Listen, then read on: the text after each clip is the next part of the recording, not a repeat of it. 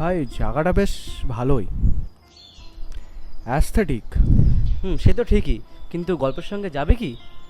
At least তুই কি আমি বলবি গল্পটা কি, কি নিয়ে ঘটনা, কিসের উপরে বেস করে হবে, কি দিয়ে কি তুই খুলে বলবি আমি বিষয়টা? ধর সালটা 1960 কিংবা 70। এক তরুণী, তার লম্বা লম্বা কালো কালো চোখ, তার চোখে কাজল,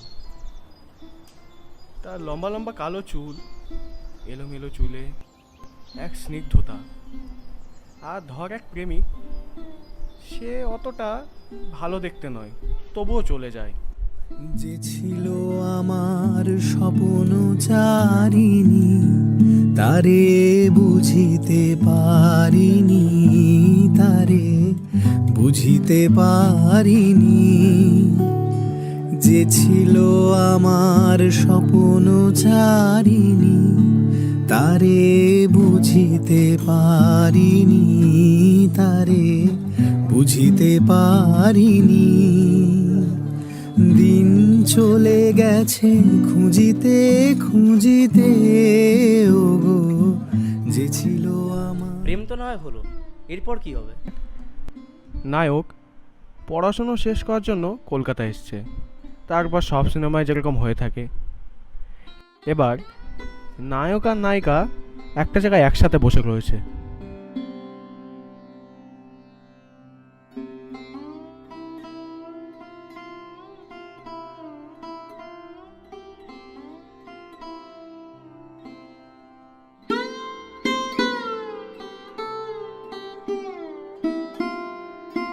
নাও, বড়দিনের ছুটি অবধি একটি করে চিঠি লিখো, কেমন? যদি কিছু লেখার না থাকে তাহলে তবে ক্ষমা নাই। শাস্তি? কি শাস্তি? একবার ভুলে দেখোই না। এরপর কি হলো? এরপর ধর নিখিল বাড়ি ফিরল। নিখিলের বাবা মা নিখিলের জন্য সম্বন্ধ খুঁজছে, কিন্তু নিখিল বলে দিল সে একটা মেয়েকে ভালোবাসে। তারপর রায়বাবু, নিখিলের বাবা আর নিখিল মুখোমুখি। ওই ছোটলোক বাড়ির মেয়ে আমার বংশে বউ হতে পারে না।